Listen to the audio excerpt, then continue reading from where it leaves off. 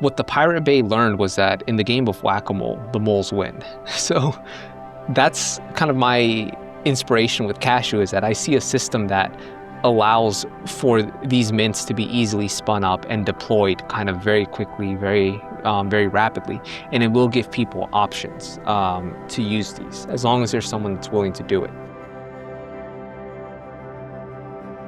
Hello, I am Cody Allingham, and this is The Transformation of Value, a place for asking questions about freedom, money, and creativity. Today I'm joined by Erik Cativo. In 2024, he left his design job at Ericsson in Sweden to start building on Bitcoin full-time. This year, he received a grant from the Human Rights Foundation to work on improving the user experience of Ecash, including both the Cashu and Fedimint protocols. Erik is also the lead designer at Hoseki, building proof of ownership infrastructure for Bitcoin. Erik, welcome to the show. Amazing. Yeah, thanks for having me. I'm excited to be here. Oh, man. My pleasure. It was really great to meet with you the other day at the Tokyo Bitcoin base, and now you're out here at the studio. I'm wondering if you could just tell me a little bit about where you grew up originally and how you found yourself in Sweden. Yeah, so I grew up in Washington, D.C. originally, about 7 miles south in Northern Virginia. And I lived there up until the time that I was 29. Then I moved to Sweden. And then I guess a little bit before that, I studied in Scotland in 2017. So that was the first time I had an international trip where I came to Europe. So I stayed in Scotland for a couple months, and I traveled around Europe, and I was just kind of, starry-eyed, doe-eyed with that sense of wonder of the new world. And I've always been... The old world, right? The old world, I'm sorry, yeah. The old world of Europe. And I've always been someone that's into kind of history. And, my favorite subject in middle school was always geography. And I used to spend a lot of time coloring the countries. And I remember as a kid playing like NES games, the Olympic games or whatever. I would always just be in awe of all the different flags and stuff. So I've always had this kind of wonder for the world. What part of Scotland were you studying in? I studied in Dundee, which is the fourth largest city. And then after a couple of months in Dundee, I kind of quickly got bored of it. And then I just started every weekend taking the train or the bus to Edinburgh and Glasgow. Oh, that's incredible. Yeah, I think we're perhaps similar in a way there, because my first time ever in the old world was last year, actually, and I went to Prague, went to BTC Prague, went to Germany, Austria, spent a day in France, and that was eye-opening because, coming from New Zealand, at the bottom of the world, literally the antipodes of the old world, it was kind of incredible to come to a place that had this kind of layers of history, right? Yeah. And I mean, Japan's got its own history, and I came here before that, but in terms of the Western tradition, somewhere like Edinburgh, the Scottish Enlightenment. Yes, exactly. Europe generally, there must have been quite a lot of inspiration there for you. Yeah, absolutely. So it was deeply inspiring to just, be a part of that history and walk around and touch it and feel it. But I guess long story short, that kind of lit the spark for me, and I decided I want to see the world. Life is short and the world is big. So in 2020, I applied for a job at Ericsson in Sweden. Got accepted, they relocated me, worked there in Sweden for 4 years, managed to get a Swedish permanent residency. Then it was just, okay, I'm ready to work on Bitcoin all the time now. So talk about Ericsson. This is quite interesting because they actually invented Bluetooth. They did, yeah. And you're a Bluetooth maximalist. So I love Bluetooth technology, yeah. Tell me a bit about this. Like, because you were designing with Ericsson, right? You were a designer. Yeah, I was a UX designer, yeah, that's right. So I didn't actually work on Bluetooth projects until I left Ericsson. It wasn't until recently that I discovered just how kind of amazing Bluetooth is and how kind of free it is. But yeah, so at Ericsson, I was just a product designer, just working on kind of telecom acceptance software, nothing terribly interesting. But very recently, I've been kind of like enchanted with Bluetooth as this method of being able to send information totally offline in a very like close proximity fashion. Yeah. And it works quite well. It works across different devices and platforms, and it's just an interesting spec. Yeah. I am keen though to dive into Ecash. I want to talk about Ecash, but before we get into the details, maybe we can zoom out a little bit and just sort of frame what Ecash is, a little bit of the history, and sort of how it fits into the conversation with Bitcoin, please. Yeah, so I think that the history of Ecash is very, very important. Before you start getting into like Ecash on Bitcoin, I think it's useful to understand kind of why and when Ecash was invented and why it failed and kind of what it represented. So to start, Ecash was the first cryptocurrency. It was the first time that digital money was attempted and deployed at, I guess not at scale, but it was deployed. So this was first proposed by a cryptographer named David Chaum in 1982. And he proposed a scheme for handling digital payments, electronic cash, in a way that mimics the properties of physical cash. So keep in mind, this is 1982. This is way before credit cards existed and people were using them for payments on the internet. This was before the internet was even a thing that people had, let alone people were buying goods and processing payments on the internet. But David Chaum, he writes, even back in those days, he understood that in the future, people are going to be using this network to make payments. And unless we build a system that preserves their privacy in a similar way to physical cash, then the people who are the architects of the payment system for this new world, this digital world, are going to have the ability to control and surveil people at scale. And he was deeply concerned about that. And he's writing about this in 1982. So he's a brilliant cryptographer, and he proposes a system that uses a mechanism called blinded signatures. You and I are around the same age, so I think you'll know what carbon paper is. Carbon paper. Without getting too technical, a blinded signature is a way, if you can imagine that you have this document, you don't know what it says, I put some carbon paper over it, and I ask you to sign it. Then I take the sheet underneath it. I go away, I do something, then I put this document in front of you. You can now look at the document and you can determine, yeah, this is my signature, this is valid, without ever knowing what was underneath the document through carbon paper. So a blinded signature kind of takes this concept using cryptography and applies it to money in a way that I can explain in maybe more detail later. But that's the high level. So David Chaum came up with this system called Ecash. And he started a company called DigiCash. And in the 90s, he attempted to bring his vision of electronic money, of digital cash, to scale. And he got pretty close. At one point, he was in talks with Microsoft to include DigiCash, this implementation of Ecash, in every single Windows 95 machine. Ultimately, that deal failed, and Ecash is not the way that we use money on the internet today. We use credit cards, we use PayPal, we use intermediaries that have total control and a total lack of privacy for the end user. So the future that we got when it came to digital payments on the internet was not one of digital bearer assets that were perfectly privacy preserving that you can just hand off and the merchant would have no idea who you are. Instead, we got a world where third parties approve every transaction and they see everything.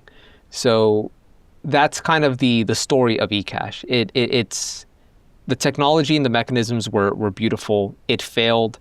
And I think a large part of it is that it was tethered to the fiat world. So David Chaum had a company called DigiCash that had a lot of patents, and they were attempting to bring this to scale. But ultimately, DigiCash was something that existed in the fiat world where they were exchanging fiat money for Ecash, for digital cash. And then DigiCash would have the licenses with the banks to give you the fiat when you're at the point of redemption. And it was kind of tied to the fiat world. And recently, in the last couple of years, we've now managed to take the mechanisms of Ecash and apply them with a Bitcoin base. So we're no longer tethered to the fiat world. And because now we're using Bitcoin as the base and Ecash as the mechanism, I feel like we've unlocked the true potential of Ecash now. Yeah, that's incredible. It's sort of, as you say, it was before Bitcoin, and so it necessarily had to connect into something else, and that ended up being fiat money. Exactly. And that was sort of the Achilles heel of the system. And with DigiCash, I'm not quite sure the history there, but did that end up shutting down, or what was the reason for that that project not continuing? So it's kind of controversial. It depends who you ask. David Chaum would I don't want to put words in his mouth, but I would say, like, from what I've heard and from what I've read from various books, some people believe that there wasn't demand for it. That to me doesn't really make a lot of sense. Other individuals would say that David Chaum as a businessman maybe didn't make some of the best decisions. I mentioned the Windows 95 deal. I've read some accounts that deal was kind of ready to go. Then at the last minute, the folks at DigiCash wanted maybe a little bit more money, and then it ended up kind of failing. So there was maybe some poor business decisions, lack of business acumen. Sometimes brilliant cryptographers aren't the best at business. It kind of depends who you ask about why that company failed. But what's interesting about DigiCash is that a lot of the cypherpunks that were influential to Bitcoin, they actually worked at DigiCash in the 90s. Yeah, they were based in Amsterdam. Oh, wow. So I think Nick Zappa was there at one point. And not to geek out too hard, but DigiCash had its own version of digital of Ecash that they promised to never mint more than 1 million. Again, I promise, so it's a lot trust based. I think it was called Cyberbucks. And are you familiar with the RSA Pearl script t-shirts the cypherpunks wore? At one point, Adam Back was actually selling those for Cyberbucks. Oh, wow. Yeah. Interesting. So there's this kind of lineage here, which no doubt as well, Satoshi would have been familiar with this story at the time. Right? He references it directly in the white paper. Yeah. So there's this kind of lineage that then perhaps the shortcomings of that project were seen in that there needed to be a base money underwriting this, which as we would come to know is Bitcoin. Yes. And then I guess at what point did the Ecash concept come back into the Bitcoin conversation, or was it there from the beginning in terms of the use as a payment layer on top of Bitcoin? Like, do you know the history of that? Because in the early days, I mean, Bitcoin, you could use it very easily, low fees. You still can in a sense, but it seems as if that narrative has changed over time. We had the development of Lightning. We've had this move towards layered money on Bitcoin. Do you know, Eric, sort of the history of how Ecash came back into the Bitcoin story? Yeah, not entirely, but I have a pretty good idea. Okay. So I think in around 2020, maybe 2021, there was some cryptographers working at a protocol called Fedimint, which was a way to do federated Ecash. They first kind of came up with this concept, with this idea. And in, I believe, 2021, there was another implementation of Ecash, which is Cashu, which is kind of the other implementation that I spend most of my time focusing on, kind of came about. And speaking from the Cashu side, the reason that Ecash kind of is viable in today's Bitcoin ecosystem is because of the Lightning Network, is because we have the ability we have this kind of connective tissue to the underlying base chain, and then the Lightning second layer. Then we have Ecash, which is kind of parallel to Lightning. It's like a way of using Lightning, at least with Cashu. So it kind of required these two layers to be built out before, in my opinion, Ecash kind of fit, and the properties and the mechanisms of Ecash, which I know I haven't explained, but I can explain later, make sense when it's kind of directly pegged to Lightning, or when it gives the user the ability to kind of go out into Lightning instantly. So keen to dive into these two major protocols of Ecash, but just before that, so Lightning is a really key part of this story then. So we sort of see maybe a progression here where Ecash was referenced in the white paper. It's a key part of the lineage of Bitcoin, but its re-emergence into the Bitcoin stack kind of needed Lightning to come along first and become established and well-rounded before it could. Yeah, in order to be used at scale, yeah. The Fedimint protocol does support on-chain.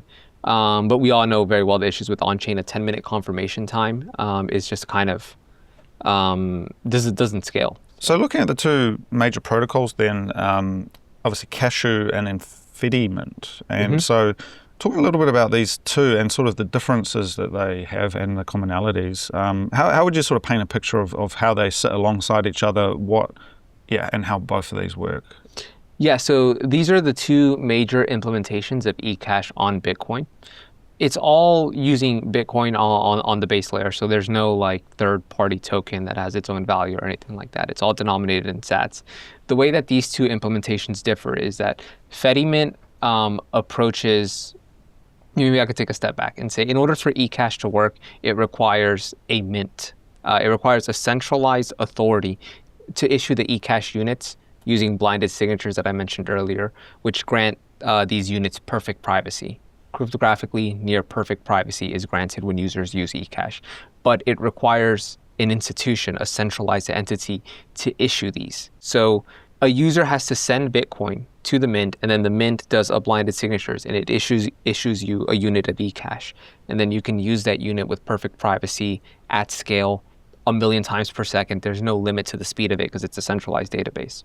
So with Fedimint, what they do is they federate the management and the issuance of the mint across multiple entities. So what that means is that there are multiple servers, ideally multiple individuals. So you could be one, they call them guardians. So you can be a guardian, I can be a guardian, someone else could be a guardian, and you can have like 5 guardians, and collectively we manage the centralized entity that issues Ecash. And if you have 5 people, it creates less of a risk of like a rug pull, of a theft, because you can have 5 trusted community members.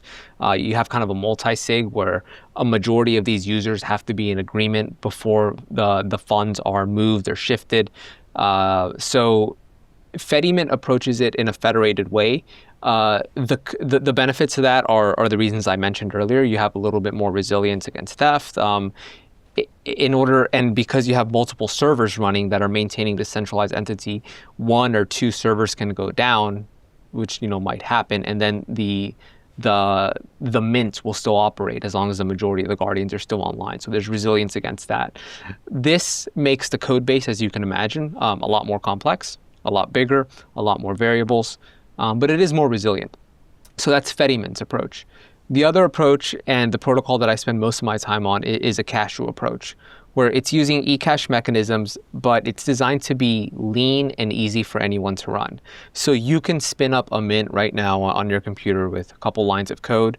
It can be up and running. You just have to plug in a lightning node to it, and then you have an Ecash mint, and it's solely running on one computer on a very lean code base. So the benefits to that are that it's very easy to spin up. Anyone can just get this up and running very, very easily. But then it creates a centralized point of failure where if your computer gets wrecked, or if you are a malicious person who wants to steal everyone's money in the mint, then you can kind of do that. Yeah, it seems really the difference then is in the custody model, right? Federated 100%. Versus individual. Yeah. Because I imagine running a production Cashu mint that's actually taking volume, I would imagine that on the actual server side you would have fallbacks and load balancing and things running potentially. It wouldn't necessarily be one machine running at home, right? If you're running something at scale, correct me if I'm wrong, my understanding is you would build redundancy. Yeah, you'd want to have some redundancy. So you want to have your backup in place, maybe like a power supply in case you lose power and stuff like that. You want to be very diligent about like your lightning channel capacity and stuff like that. Yeah. So fundamentally, it seems to me that on both sides, the Fedimint side and the Cashu side, server redundancy, kind of technical redundancy is one thing, but really it's more around maybe the social model and the custody model, right? And having the guardians, as you say, and I've experimented with friends in New Zealand. We trying to set up Fedimint and doing the key ceremony and going through this process. So there's sort of on a conceptual level, it's an approach to the custody piece, right? But in terms of the 2 protocols, these are the major ones. Is there any other projects of note or comment? Not that I'm familiar with. I think those are the only 2 Ecash implementations that exist. How do they work in terms of, is there concepts, is there ideas or things that are shared between these 2 protocols? Like how do they sort of work together? Because certainly your Human Rights Foundation grant is around improving the UX of Ecash in general in terms of both. So do you see, what are the commonalities or the shared aspects of both? Yeah, so I think from a design convention and thinking about kind of the end user who's interacting with these systems, there is some things that are applicable to both, specifically things like how do you track the health, or how do you judge the trustworthiness of a federation or of a Cashu mint? How do you track the health of it? How do you display this information to the user in a way that is digestible? So I've worked on kind of design ideas and design best practices for both Cashu and Fedimint that take a look at what are the metadata, what is the information that we can display to the user that's relevant to this, and how can we maybe organize it. Things like that are relevant. Things like taking a step back is, how does the user even determine what mint to use? How do they find them? How do they discover them?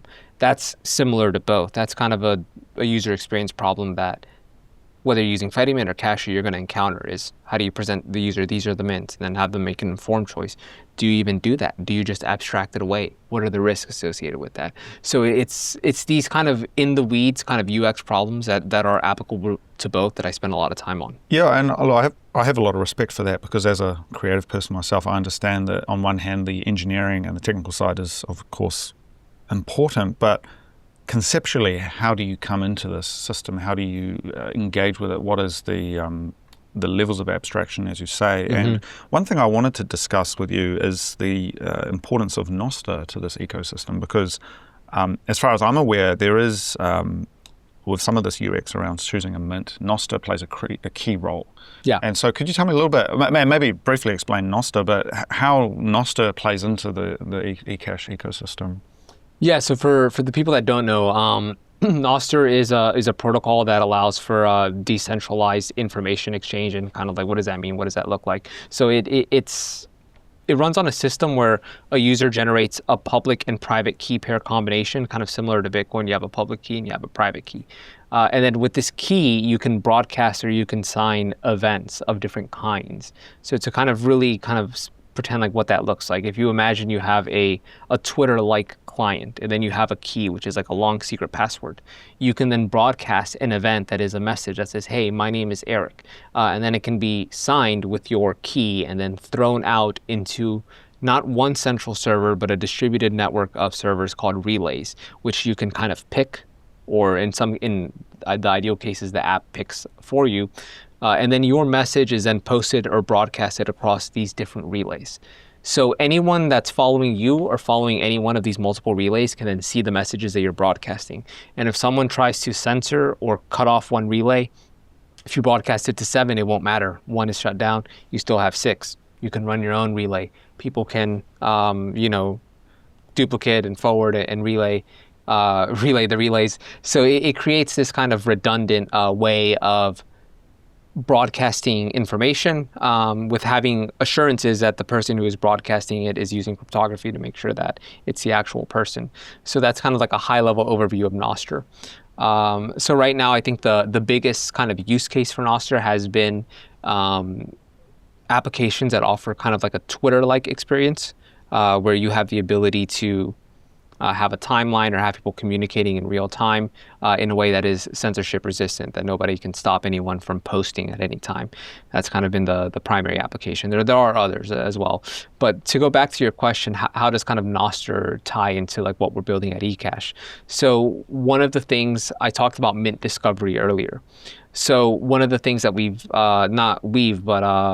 Bob Scully has done is create a directory called Bitcoin Mints, bitcoinmints.com. And this runs on Nostr in the back end. It uses a kind of event type. I don't remember the exact event type off the top of my head, but it uses an event type to have a list of different mints for both Cashu and Fedimint, and it allows the user to kind of index this, see a list of different mints. And it also allows users, I mentioned earlier that with Nostr, users get a key. It allows users to leave reviews and rate mints, 5 stars, 4 stars, 3 stars, leave comments, et cetera, et cetera. In addition to that, what we've done is, so that's kind of the architecture of Bitcoin Mint. It's a decentralized way to list mints, and it's a censorship-resistant way for people to go in and review mints. So we have that kind of infrastructure set up. Now, what we've done on the Cashu side, and specifically on Cashu.me, very recently, a couple weeks ago, I actually redesigned this feature, is we've created a way for you as an individual, when you're getting set up, when you're running through it, or even when you're already in this Cashu wallet, you can search mints, we'll index Bitcoin mints, we'll display mints along with their ratings, and we even give you an option to, when you're looking at mints and their ratings, there's an option to filter by your own web of trust.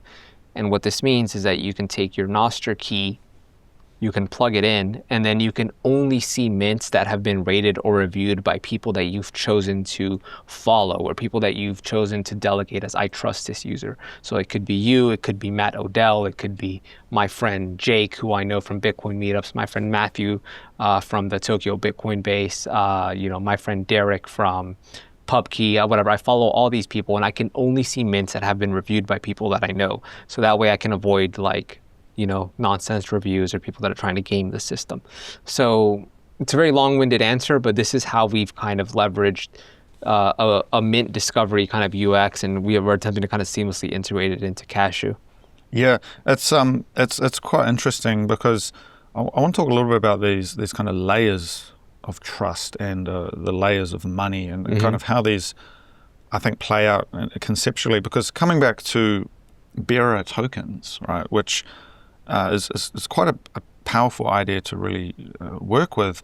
As David Chalm originally imagined, these are cash-like instruments. Yes. So, as you say, I mean, they are just these strings of numbers and the strings of text that, effectively, if someone has that, they then have the value, right? Yeah, the data is the money with Cashu. That's how it really differs from Bitcoin. Yeah, and this is an interesting concept because at the same time there is, unlike Bitcoin, there is a trust element here where the mint is trusted to have the funds backed by something, to respond to redemptions and to not engage in fractional reserve, etc. So maybe just starting off there, and then we'll get into the layered piece, elaborating a little bit more on this concept of cash-like instruments and what this means in terms of the way we think about payments. And I think the language you used the other day was the idea of like throwing payments versus catching payments. Yeah, sort of how exactly. this differs. Yeah. So I think that was a good overview. So maybe we can talk a little bit about like the model of Ecash, and then talk about like why this model kind of opens the door for new UX. And so with Ecash, I talked about the role of the mint. The mint is a trusted entity. When you are depositing Bitcoin into an Ecash wallet, and then you're getting the ability to use Ecash, you are giving up custody to the mint, and you are trusting that when you want to go to Lightning or when you want to go to on-chain, the mint will process your withdrawal request back to the second layer. So there is an element of trust. Now, what do you get by sacrificing custody? So I talked earlier about the perfect privacy that Ecash offers. It's far more private than on-chain, and it's more private than Lightning. So for certain people in certain situations, particularly for human rights activists, which is kind of part of the reason why the HRF is investing in Ecash, this can actually be of the utmost importance, is perfect privacy. But it also unlocks the ability to have Bitcoin in the form of a bearer asset, Bitcoin in the form of data, which could be a string of text, could be a QR code. It could be a piece of information that I transmit via Bluetooth, totally offline, which we've done. So it allows Bitcoin to take on this kind of bearer asset role. And when if we think about how we interact with physical cash, it's very much, I take out the physical cash and I push, or I throw it to you, or I throw it to the merchant. And the merchant knows nothing about me. And the merchant also doesn't know this bill that I handed you, who were the last 50 people to have it? It has no idea. It also knows nothing about you when you hand it over. So Ecash allows us to have these kind of properties with Bitcoin. And when we think about what this means from a UX point of view, so we've kind of really leaned into this unlock of, now that we have Bitcoin and Ecash, we can integrate Ecash into the way that people kind of naturally communicate. So when you communicate, you might do it through Signal or through Discord or through iMessage or through WhatsApp. So now what we can do is we can take Ecash and we can embed it into these places where people are already using to communicate words. And now they can just communicate value. They can just throw money inside of WhatsApp, inside of Signal. An example of this is bitcoinforsignal.org, where the developers have taken Signal, which is open source, they forked it, and they've replaced this. A lot of people don't know that Signal actually has a crypto wallet inside of it for mobile coin, which is not very well used. So Cashu developers took that, they ripped out all the mobile coin, and then they replaced it with Bitcoin. And they kept Signal's UI for their own crypto wallet. So now within Signal, and I don't recommend anyone use it because this was a proof of concept, but if you want to see the proof of concept, you can go to bitcoinforsignal.org. So now within Signal, for example, you have this ability to just send Bitcoin or send money in your Signal chat. It can be denominated in US dollar. You cannot even know that you're using Bitcoin. And that can happen because of the push UX of Bitcoin with perfect privacy. So we also have the ability to transmit this via Bluetooth. So we can be on an airplane. I can generate, $1. I can hit airdrop. I can send to you. Then you'll receive a piece of data that's $1, fully offline, because we're just throwing data around. So it's rail agnostic. It works on SMS. It works on Bluetooth. You don't need internet because, again, you're just throwing a string of text. Any way that you have to communicate, you can now do this with Ecash. You can obviously print it out in a QR code and hand it physically in. So that, to me, that kind of UX that it unlocks is very exciting to me as a designer because it mimics the behavior that I see that people are already used to when they're paying in the real world. When I want to give someone money, I don't need them to pull out their wallet and go like this in order for me to insert it, right? I just need to go like that. And I want Bitcoin to kind of feel like that. Yeah, let me just get something. I've got, you've probably seen one of these before, but I've got the, one of these like poker chip kind of thing. Oh, cool. It's like kind of like a Cassius coin. Yeah, so this is from Jan 3, but this is, it's on-chain too. On-chain Bitcoin. Yeah. And kind of the difference with this is that, you're in this, I'd be keen to maybe just get your thoughts on this because you've got a private key in here that you have to kind of open this thing up and kind of peel the sticker off to get the private key. But yeah. It has a public key on the outside, and so it can trade as a bearer instrument in a sense. How does that differ here, though, with these strings of text, though? Because in a situation where you're both offline, you can give the other person the token, I guess, but the redemption of that or the actual settlement of that, they need to connect and get it signed by the mint? For the token to be redeemed, you need to be online and broadcast it to the mint. But to trade it amongst yourselves, you don't need to do that. You can just but you still run the risk of a double spend, right? Yeah. So imagine we're offline and there's two of you, and I send you both the same token. You think you have $10. Well, the first one of you that goes online and redeems it gets a $10. And then you go online an hour later, you're going to be short. Yeah. Right. So there's the risk of double spend. So I can talk about how some of the ways that we've built to mitigate that. So within Cashu, the Cashu protocol supports a P2PK, a pay to public key lock.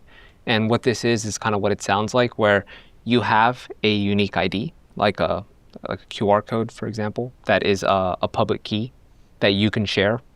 So what I can do is if we're both online and I want to send something to you, I can get your public key and I can lock the Ecash to your public key. So while I'm taking 21 sats and I'm transforming it into Ecash, I can then lock it to your public key so that when I send you the string of text, or even more, let's say I lock it to your public key and then I put it on Twitter, an Ecash string of text. Anyone who tries to copy and paste it and receive or redeem it, they will fail. It'll say you are not authorized to redeem this because this Ecash has been locked to Cody's public key. So one of the ways to mitigate that is to lock the Ecash to your public key and send it to you. And then you can have assurances, okay, I'm offline, but I've received Ecash that's locked to my public key. So I know that anyone that tries to spend this Ecash will be unable to because it's locked to me. Okay, I didn't know about that. That's actually quite incredible. The almost like it's not quite, but the analogy is it's a check with not a blank name, but I have to put your name. Yes, exactly, exactly. So you've taken the check and you've written that name on it. Yeah. And so it's in this interesting space because it's a great analogy. Yeah, I'm gonna use that. Yeah, well, cash money is. I mean, you never know, and I mean, this is the great battle that we fight as Bitcoiners. You never know if they've printed 2 of those notes or 1 billion of them, right? Oh yeah. So we've kind of gone, there's sort of like a double validation here because obviously you have, these systems for verifying the mint and making sure that that's there's like a social level of trust there. But then on the actual spend side and the ability to move that thing around, having this pay to public key thing, that's really cool. So yeah, I didn't know about that. So that sounds like an innovation that that's Cashu that's built that out, or is... Yeah, I'm not sure if the Fedimint protocol has it, but it is supported across the Cashu protocol. Yeah. And there have been some instances where with Nostr, you can actually just send the Ecash directly to someone's NPUB. Yeah. So I want to get into layered money, Eric. So I think, in fact, I have the book here somewhere. Nick Bhatti's book? Yeah, I got his book here somewhere. But it's really good. This is always a concept I come back to because I think the engineering mind of Bitcoin often wants to think in absolutes. What is self-custody? Have you got your Bitcoin in cold storage, self-custody, 100%. Buried somewhere in the earth? This is an absolute, right? But what we find is the way money in history flows, it's layers of abstraction, it's layers of convenience. The history of money, what is the velocity of money? What is the velocity of settlement? And often what ends up happening is you have these higher layers that don't very often get redeemed back into lower layers. And so they end up just sort of operating de facto as a higher layer. And only ever so often do they get sort of checked and brought back down. And so maybe you could just elaborate a little bit more on that here, because we're beginning to see that with Bitcoin, and this is one of the, I think, profound design choices of Bitcoin is to go for a layered approach, unlike other cryptocurrencies. And so what do layers mean in general? And then maybe we can get into how Ecash fits onto those layers. Yeah, 100%. So I guess in the Nick Bhatti book, Layered Money, he very much touches on this concept. And one of the things that I remember about that book is he's describing kind of the evolution of, I think, gold and silver, and they had like gold and silver backed certificates that people were using to trade. Okay, there's this guy who has a vault full of gold that I deposit, and he issues certificates. Now I'm going to hand this certificate to this guy, and then he's going to hand that certificate to this guy and that. And I think the key lesson there is that trust scales when it comes to the velocity of money. Trust is something that has scaled, that we've known has scaled. And I want to say that anyone listening, you should be self-custodying Bitcoin if you have the ability to. Self-custody is the gold standard of using Bitcoin for reasons that have been explained infinitely, right? So self-custody is definitely the way to go for any significant amount of Bitcoin. Ecash and Cashu and Fedimint are not here to replace anyone's life savings in terms of a custody model. So I want to get that, I want to be very clear about that. And when it comes to kind of the role of like layers in scaling, what I think, when we think about end users, you mentioned that engineers or even like Bitcoiners, you don't have to be engineers. I think we often can run into the fallacy of assuming that people value the same things that we value. So we can talk about why being self-sovereign is a virtue, why managing your own keys is the optimal way to do this for these reasons, for those reasons. But we shouldn't make the mistake of assuming that other people feel or agree with that. Because I think that what we've seen when we look at the layers that are most often used for a medium of exchange, it's Lightning, and specifically within Lightning, it's custodial Lightning. So to me, it's very clear that the market, not everyone agrees that having total self-custody is the optimal way for every single use case. And we also shouldn't assume that everyone wants the responsibility of being a sovereign individual, or everyone wants the responsibility of holding their own money. Quite often people hear that and they'll be like, you know what, I don't want that responsibility. I want a forgot my password button where I can forgot my password and then have my money sent back to me in case I lose it. People want that. So we can kind of put our head in the sand and say, okay, you have to do it like this, you have to do it like this, or we can build solutions that respect the person's privacy at the highest degree, and give them the ability to transact at scale and use Bitcoin with these properties, with these mechanisms. And that's kind of how I approach this this question. Yeah, it's interesting as well, because I think, we are still early in a sense, and for those who are enthusiasts and passionate about self-custody and having Lightning channels as well, running Lightning nodes, that's kind of the other piece of it. I mean, obviously it's not that difficult to self-custody your Bitcoin with your 12 or 24 words, but running a Lightning node, I mean, it's slightly more involved. But both of those things are something that, I think most people who are able to use a computer, they're able to maybe do a few technical things on the computer, that it's within reach. It's not an impossible mission. I might disagree on Okay. running your own Lightning node. Yeah. Self-custody on-chain, yeah, I think most people can. Good point. We should, sometimes we forget how much we maybe know, right? But certainly it's gotten easier with something like Umbrel, you spin it up. But yeah, there's still a lot of knowledge required, but still, I don't consider myself a super technical person. I've been able to do that. But what we've been able to do with that is seed enough people who are doing that it's not just a central bank. Yes. Right.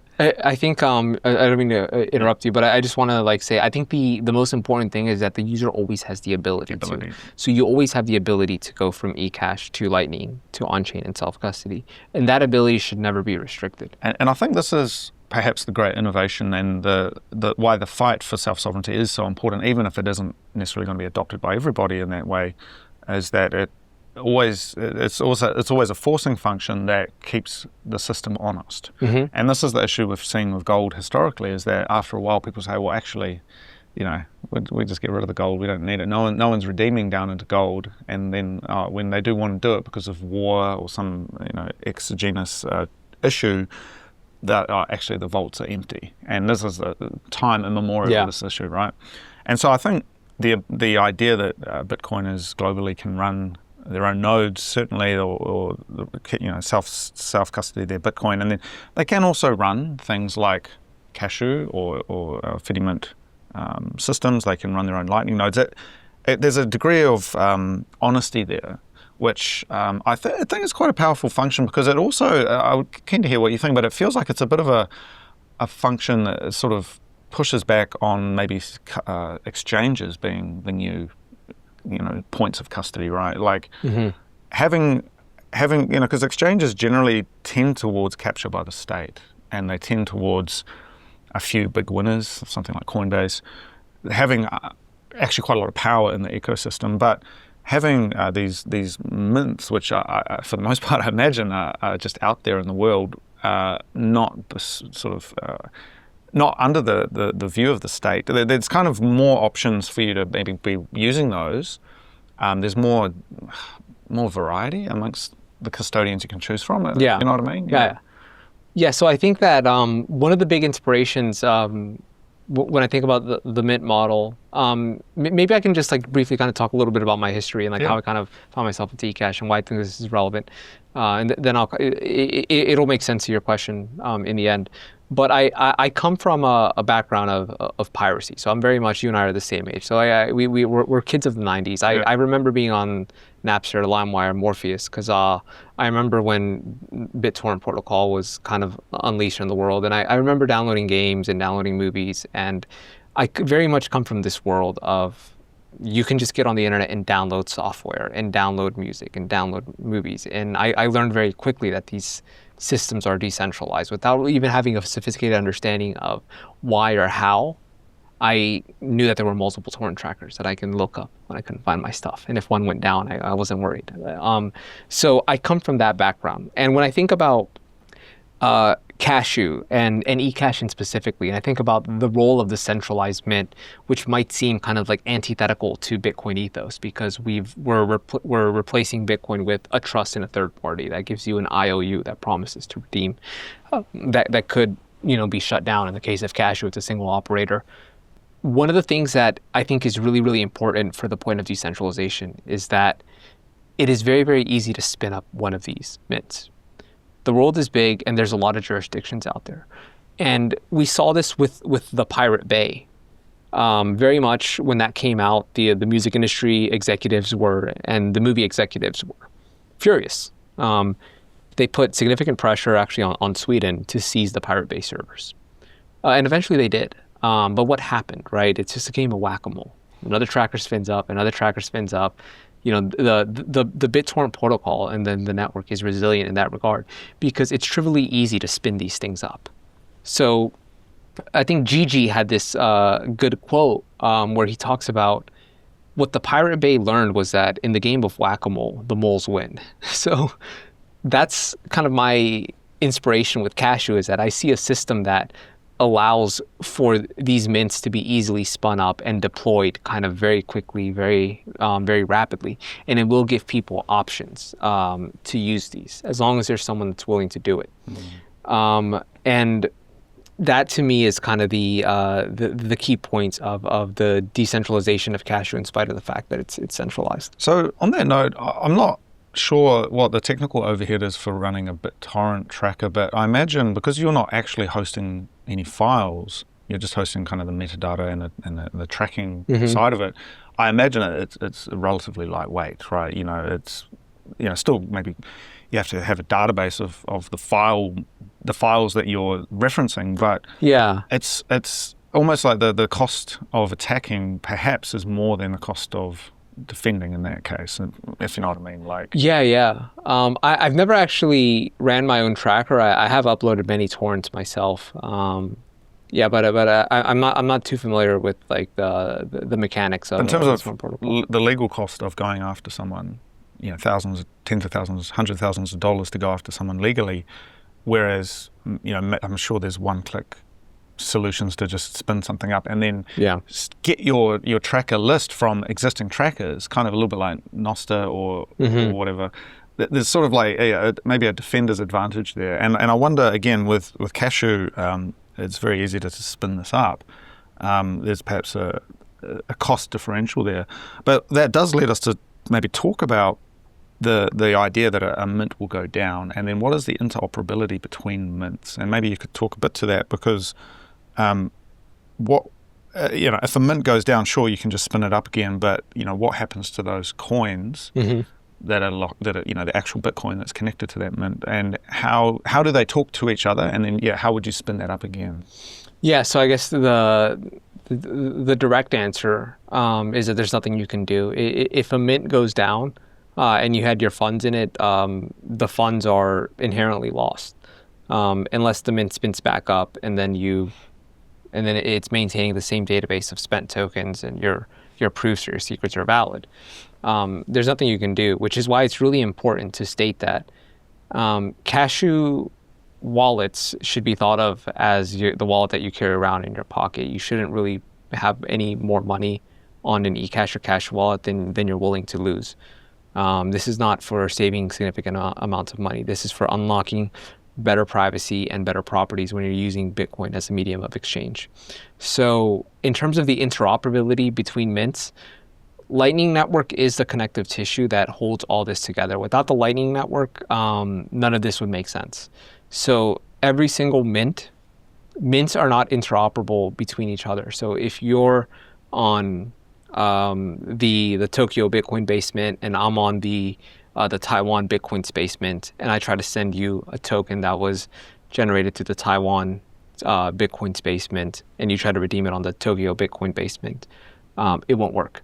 What you'll need to do is perform what's called a melt, where you take that token, it routes it through the Lightning Network, it sends it to the Tokyo mint, and then you can kind of receive it through that. And we've through a UX point of view, all this is kind of done automatically. The user doesn't see any of this. It just looks kind of like a send. But there is no interoperability between mints. It's all the Lightning Network handles that interoperability. But as a set, though, if I'm on a different mint, am I still effectively able to send it to a different mint, and that melt will happen in the background? The melt will happen in the background, but in the background you're doing a Lightning transaction. But because Lightning is essential to this anyway, so in effect though, it is possible to do these spends from a user perspective from any mint. And from a UX point of view, you can actually make it quite seamless, because what you can do is receive from any mint and do an auto melt. So like you can just send me Ecash, and then my system will detect, okay, you're sending me Ecash from a mint that I don't know. What I'm going to do is melt that, or just go through the Lightning Network and then deposit it into your mint. So from a user point of view, you've sent me $10, I received $9.98. In the background, it went from mint to Lightning to mint, but all of that can be abstracted away from the user. I'm also just wondering, I mean, I've played around with some of these Cashu wallets, with the Fedimint, with the Fedi wallet system, and I guess this idea that the funds are inherently lost. I wonder whether that is just because of where we're at right now, or whether there is ways to bring back a mint in terms of, assuming there's a level of social trust that, maybe something's gone wrong, there's a technical issue, a server issue. I mean, longer term, is there a way to remove that idea of a catastrophic failure from mints, in the eyes of the public at least? I mean, nefarious, actual rug pulls are one thing, but other kind of issues that happen, fire or whatever. Yeah, like what do you think? Is there sort of like a backup way of? So there is a way for the mint operator to perform a backup that backs up the proofs or the secrets, which are the things that comprise the Ecash tokens. I don't want to get too technical, but tokens are comprised of subunits of data. So there is a way for a mint to have a constant backup of this, and I suppose maybe there is some decentralized way for a mint operator to, you have to be very careful about this, but to transfer your backup to someone else. But it'd be an all or nothing thing. I wonder if there is some kind of way to post a backup and then have the users who had funds on those mints say, hey, these are the secrets, or these are the proofs, or these are the subunits of the tokens of the Ecash that I had. Can I show you these and then get Lightning back? Yeah. I don't know. It's speculation, because I think we are. I mean, we're very early, right? But I do think longer term, the trusted institutions running mints, and I'm thinking these could even be things like actual legacy banks or other companies, having things in place where there's almost, and maybe this relates to what you're doing with Hoseki, but like almost the ability to prove that the mint has redundancy, and assuming you trust them to not be nefarious, but just on a technical level, it's not like, oh whoops, we lost the coins, but it's like, no, like provably there's redundancy that's happened, or there's redundancy in place, there's backups that have happened, etc. If that makes sense. I mean, I'm just hypothetically speculating. I think that the two strongest kind of things that we have for that would be, like, one, in the case of Cashu, you just have some institution that you trust is serious about their infrastructure, serious about their protocol. Imagine someone like a Cash App, or I don't know, Strike or something, running a Cashu mint. And I think a more resilient, more decentralized solution would be something that some people in the Fedimint protocol have thrown out, which is a multi-jurisdictional guardian model, where you have a guardian in Norway, a guardian in Japan, a guardian in England, a guardian in Brazil, a guardian in Australia, New Zealand. There's a lot of different jurisdictions in play here. Maybe the Americans, or someone is feeling very aggressive, and they pull the plug on, I don't know, America, New Zealand, but the Brazilian one has some time.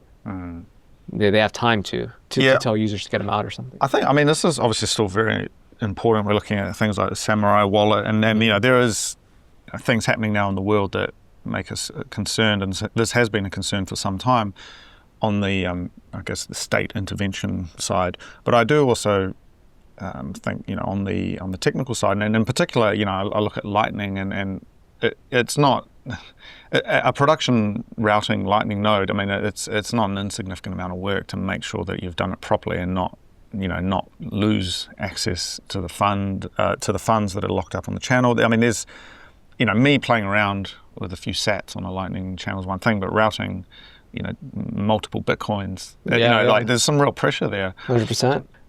Well, the thing is, I would say that once you get the Cashu mint running, and if people are using Ecash, the scale and throughput is infinite in a way that with Lightning it isn't. Every Lightning payment requires routing. It requires bouncing between Lightning nodes to reach its end receiver. If people are in Ecash and they're sending Ecash to Ecash, the redemption just happens in fractions of a second because it's just one database, and the amount of transactions that can happen in a second are infinite. Because I also wonder, I mean, again, coming back to layered money, and again, this is speculation, but there's been a lot of fervor in the Bitcoin community around mass adoption and, how do you onboard the world, etc. And Ecash kind of does away with that argument because, maybe the reality is not everyone has a UTXO. We don't try and make that happen. Most people end up using a service through Ecash, and then maybe eventually, they have some funds that go to UTXO, but there's not like a rush to have to open up all of these UTXOs, all these channels with people. And so maybe, and because it's cash-like, it's maybe easier to get access to. I wonder whether this is actually the route where, if you want to start using Bitcoin with people who don't really need to care about Bitcoin. Yeah. So what do you think about that? Well, I think that I know that this conversation has been had, and I know for some people that is what we would call a black pill. Okay. For some people, if you describe that vision of Bitcoin, they would say then the project has failed. Oh, really? Because they view Bitcoin as something that didn't require trusted third parties. And if the way that we quote unquote onboard the world is through eCashments or federations, which are inherently trusted third parties, and they would see that as a failure of Bitcoin. I don't hold that position personally. So I think that it depends who you ask. I think that we have to be realistic about the trade-offs that Bitcoin has made as a protocol. And we know why these restrictions are in place. The reality is that not everyone in the world can have a UTXO. Not everyone in the world can even open up a Lightning channel that requires an on-chain transaction. So ultimately, I do think that the solution is that a significant amount of people are going to be using custodial services. And I think that the biggest impact that we can have is to build custodial services that respect privacy to the maximum. And that is very much kind of why I'm very excited about Cashu. On that note as well, trusted third parties, etc. I mean, there's narratives and you could almost say a dogma or ideology around these kinds of questions. But I do think fundamentally there is a difference between central bank money printing and the expansion of base money and commercial bank lending of credit and productive investment, because effectively most money is lent into existence via commercial banks. And then underneath all of that, there is this pernicious, malicious expansion of the monetary supply that happens through central banks.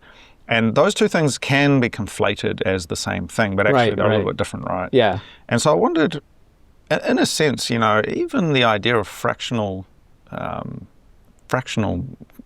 Ecash, just sitting with the idea for a moment, if lent into existence for productive enterprise, for building of factories and this kind of thing, I mean, is this a black pill? Is this a heretical thing to say? How does that even work? Because ultimately, if it's lent into existence, the factory makes the money, it pays it back. The loan is dissolved. It finishes. There's increased economic productivity, and the money supply, the base money, hasn't changed. It's just that small moment of credit has kind of finished its cycle and it's now gone back. How do you sort of think about that? What's your framing of all of that? I would say that, like, when you mentioned that, the thing that came to my mind was the Hal Finney quote, where he talks about actually there's good reason for Bitcoin-backed banks to exist. And he describes kind of like a trust model where some banks could be engaged in fractional reserve and they can be very transparent. Hey, we're 75% backed. And as a result, their IOUs, their Ecash, their, whatever the case may be valued in the market at a lower rate because we know they're fractional reserve. Others might be 100% reserve. Individuals are free to make kind of their choices on what they want to accept or what they want to not accept at a premium and rate them kind of differently. And that is not inherently kind of centralized. There was an experiment like this in the United States called the wildcat banking era. Yeah, where as far as I know, it ended in disaster, but maybe I haven't dived into it deeply. Maybe like Alan Farrington or someone like that. Maybe can speak more intelligently to wildcat banking.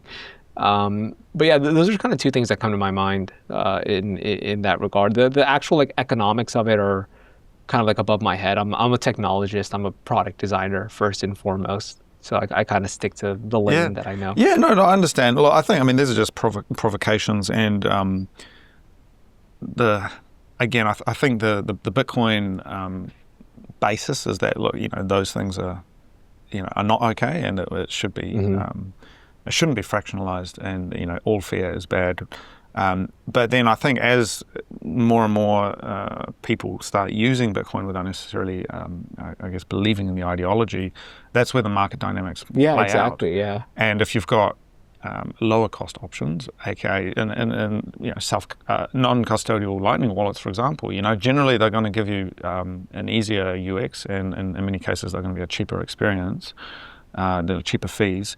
That starts winning out. But just by virtue of having other alternative, there's always the alternative of going self-custodial and saying, fuck you, I'm going to do it my own, I'm going to self-custody and do it my own way. Like that always, I think, keeps tabs on the entire system. Which, exactly, yeah. In the case of a single central bank and you have no recourse. There's no recourse. Unless you do a bank run, which I learned recently that inciting a bank run is illegal in the United States. Oh, really? Yeah. Interesting.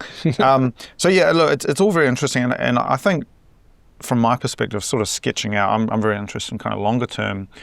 We went for this big walk the other night, and you walk through the city of Tokyo, and you just see these monoliths of global capital, Mitsubishi Bank or JP Morgan, these huge structures, and you think, okay, not even just the building itself, how much money, how much capital went into that. And then we look at, kind of the Bitcoin economy, and we're a small fraction of that, even though there is a monetary value to Bitcoin in terms of the productive economy, which is actually the economy, right? It's only productive economy that has any value.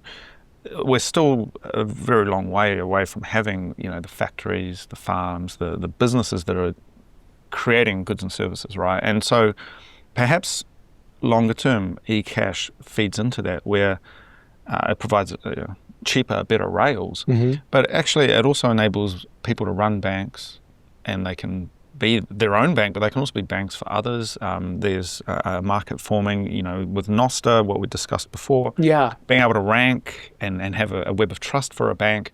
And then I can do something like do a micro loan, and I could issue funds to my neighbor to help them with something. And you start having maybe this more decentralized approach. Yes. And something I haven't touched on, because it hasn't been deployed at scale, but it is supported in the Cashu protocol, is the ability to authenticate for a mint. So you can have private mints where I have to invite you through some authentication mechanism. It could be a password, it could be it's agnostic. You can have whatever kind of authentication mechanism you want. And we can have a mint that, you have to be invited to use. And this is very similar to private trackers. I'm not sure if anyone there is familiar, but these are torrent communities that are of the highest quality, curated. You have to be invited. You have to show a history of sophistication with torrents, and being a person who contributing, seeding, and that doesn't just snatch. And you build up a resume in the torrent community, then you get invited to these private trackers. And you can have this kind of similar concept for mints, where there's a vetting process, and you can imagine a community can happen where you have a mint that we know who's running it. It's invite only, Well, what I like about that as well is that it brings it back. I think another, perhaps, I wouldn't say it's a folly, but a crutch that we sort of lean on in Bitcoin is the power of decentralization and player versus player, Wild West kind of situations. But in fact, what you're describing in a way, this could be a meat space agreement. This could be a handshake. This could exactly. This could be a contract under the law of a state, for example. And so, we have an agreement for me to join my my mint. I mean, it could also be like a private tracker where it's digital, but by bringing it into the meat space of legal systems, and being like, look, I've got your name, there's some recourse, right? Exactly, yeah, and you can require authentication to various degrees. And this is actually something that you hear quite common, where a lot of people are interested in running a mint for their community. I've heard this in Madeira, where we want to run a mint for our merchants. I want to make it easy for these guys to start receiving Bitcoin, and I want to run a mint, but I don't want the entire world to just get into it. Well, how can I do it so only us So what I like about this, and just kind of digressing on this, so there's a couple of historical examples. What do you call them?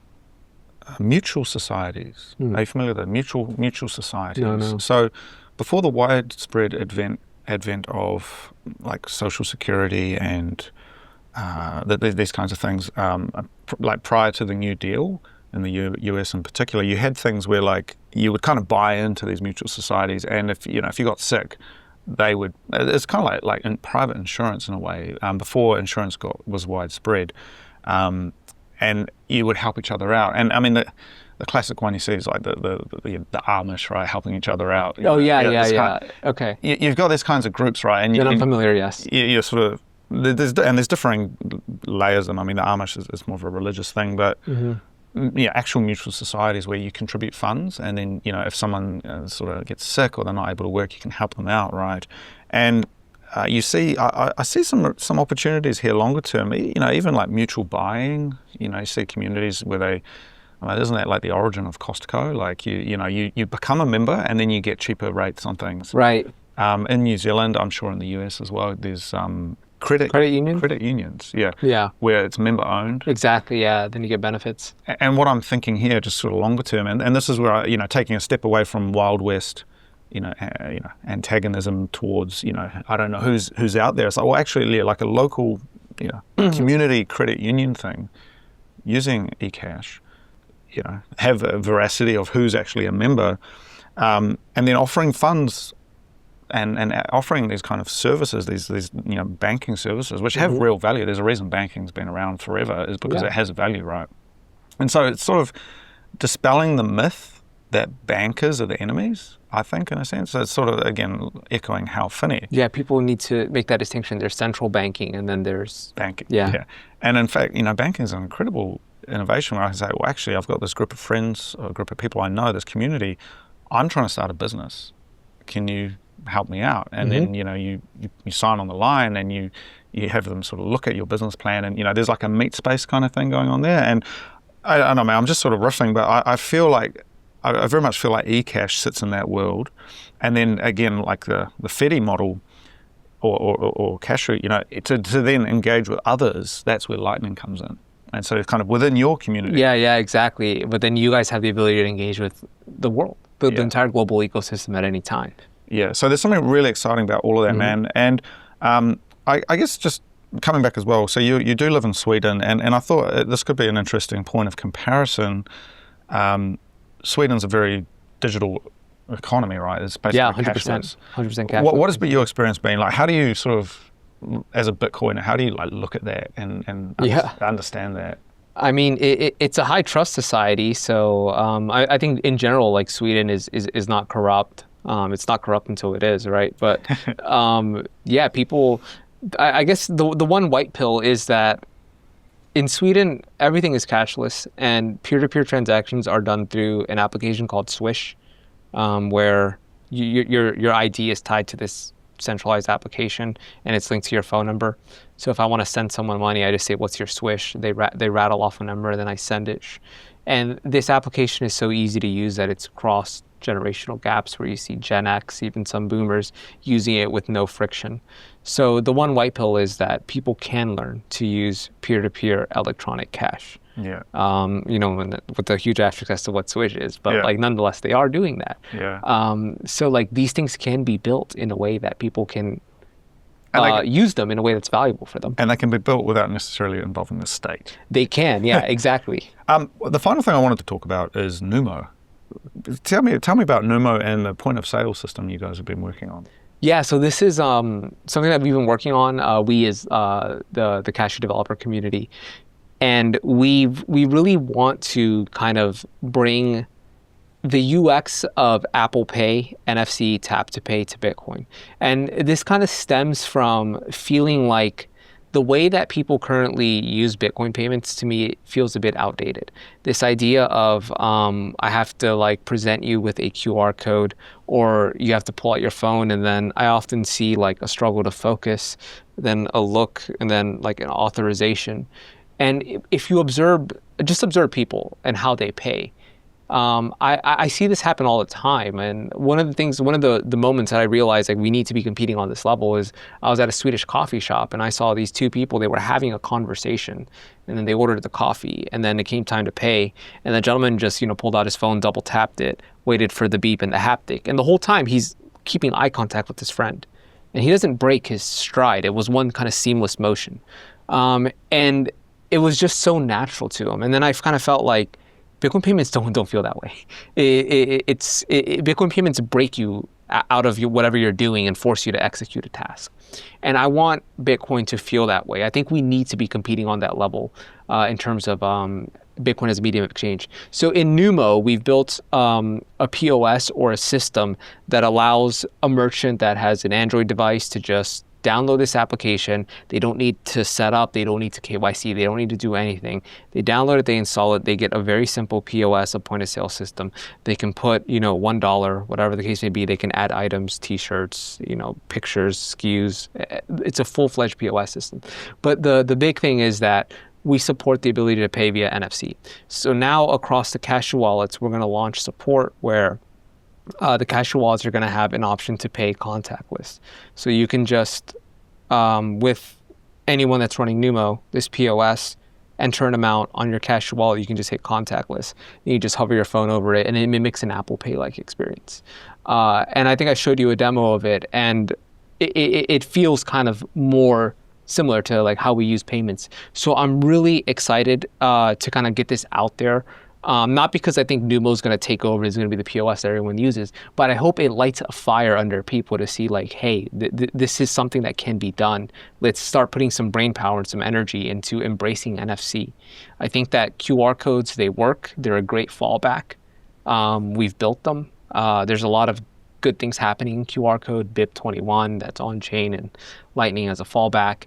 A lot of great innovation in QR codes, but I want to see the UX of Bitcoin as a medium of exchange, just attempt to meet people kind of where the standard already is.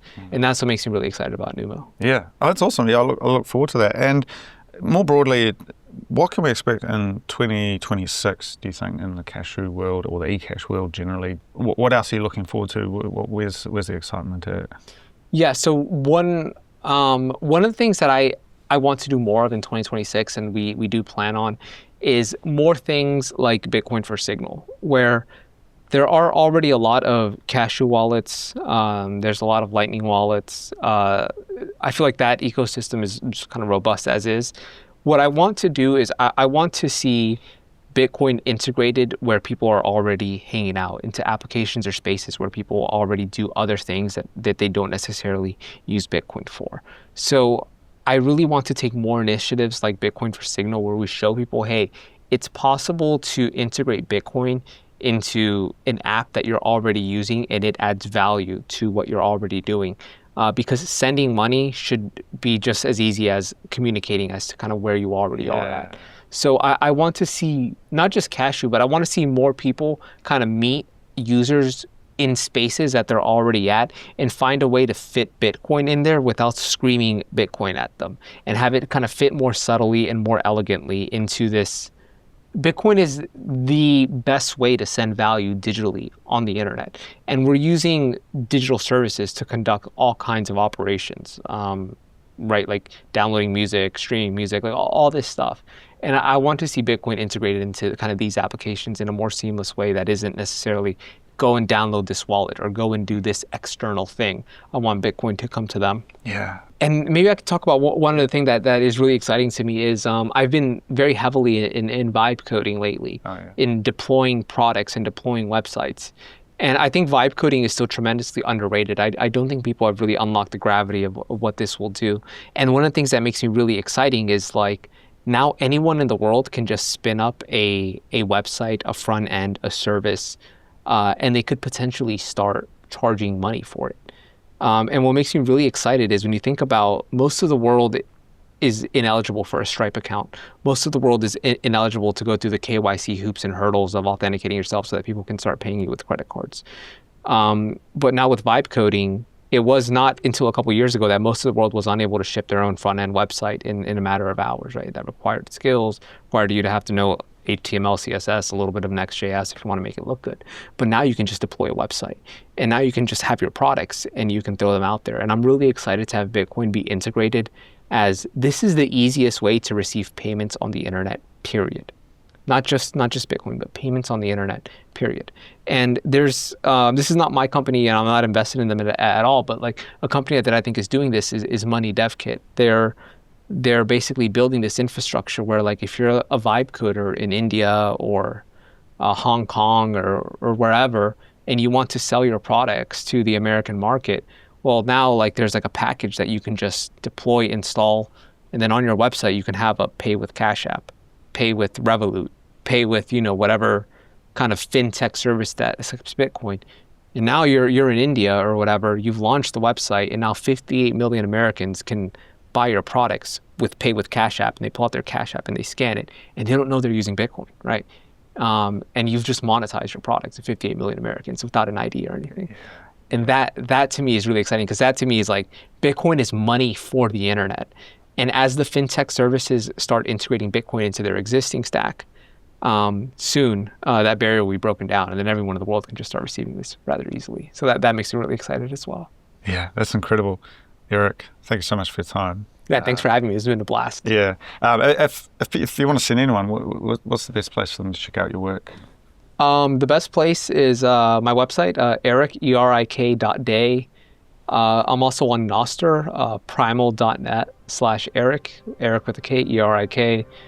Twitter as well, if anyone wants to just hit me up to chat, design, Bitcoin, anything. Twitter is UX_Erik_. So any of those places you can find me. All right, man. So thanks so much. It's been real.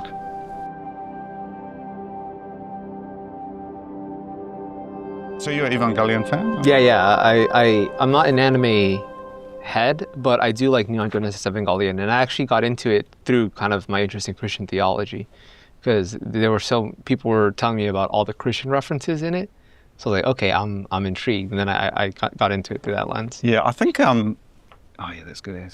I think I've been quite into Akira. I don't know. Yeah, I saw it recently. So I saw Akira and Ghost in the Shell before I came here. Man, so there's just another level with Akira, and the manga is incredible. The film as well. Mm-hmm. I went out to Kanazawa, which is Western Japan, which if you ever get a chance, it's an incredible place. And my friend who did a book on anime architecture, and I haven't got it here, it's back in New Zealand. He got some of the original background plates, they call them, the painting, because you have the cell animation of the characters, but the background is usually painted, and it's just exquisite. And Akira and Ghost in the Shell, and I actually brought some prints, limited, you can't get these things, of the full plate, which goes all the way to the edge with little notes and things. Wow. Because often it would be panned or zoomed in or something. Yeah, I've seen a video of the making of it, so I'm familiar how they kind of flip back and forth between the plastic and like. But there's just an incredible philosophy, and Ghost in the Shell in particular has an incredible philosophy towards the ontology, on being. What is a robot? The nature of consciousness and like the idea of shells and it's something that sat with me. And in fact, one of my most profound experiences probably in my life was obviously there's this imagery of Hong Kong referenced in Ghost in the Shell, and they call it Newport City, but effectively it's sort of like Tokyo times Hong Kong. And going to Victoria Peak on Hong Kong Island and climbing it in the middle of the night, watching out over Hong Kong sort of below me, which is very much like the final scene of Ghost in the Shell. Where sort of the woman emerges in this new body. And she says something to the effect of, where does the newborn go from here? The net is vast and infinite.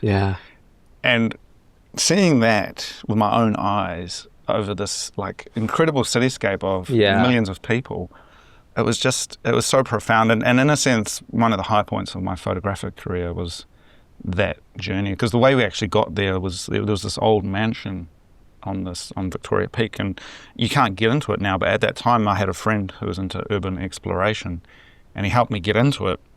There was a few of us, we sort of snuck in and climbed up onto the roof of this like Victorian era Victoria Peak, Victorian era building, watching out over the city, and it was just yeah, it was one of those things like I couldn't repeat that again. It's a view you'll always remember, right? Yeah.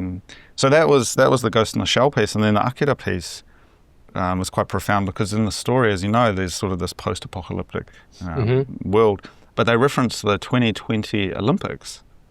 So there's the old stadium, right? Yeah. And it was quite profound because obviously we had the 2020 Olympics in Japan, and they got delayed because of COVID. And I was involved with photographing the stadium, and I did a small project with CNN, like showing the 1964 Olympics and then the 2020 Olympics and kind of how those kind of spoke to each other. Because in 1964, if you're familiar, that was like Japan re-entering the world of the globalized world. Yeah, well, I think 1951 you had the San Francisco Treaty. They kind of normalized relations with America and stuff. And then 64 was like, okay, we're now back economically speaking as well.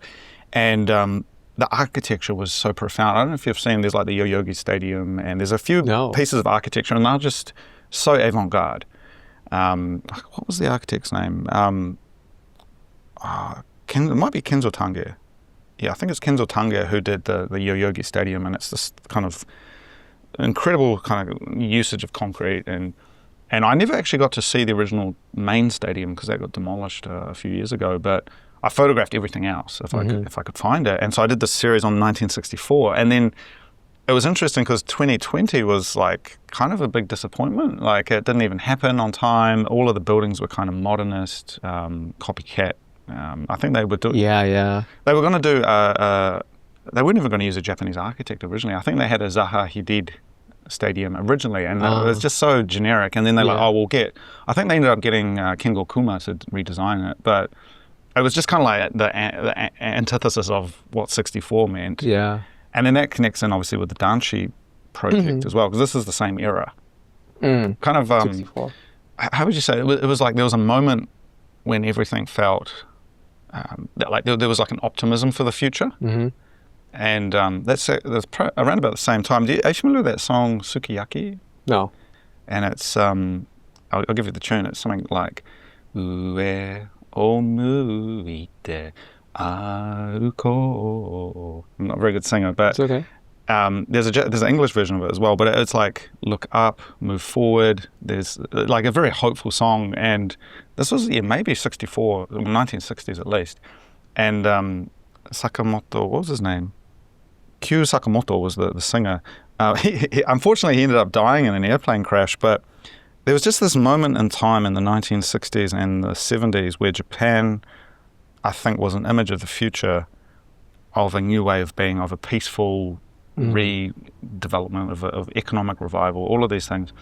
And then that kind of finished, and you had the bubble pop, and then you had this lost decade. Yeah, and it just becomes this kind of plateau. Whenever you hear about Japan economically or population-wise, it's plateau or down. And so in a way, I think all of this work, it's sort of harkening back to, okay, what would it have been what would it have felt like to have hope for the future and to be looking forward?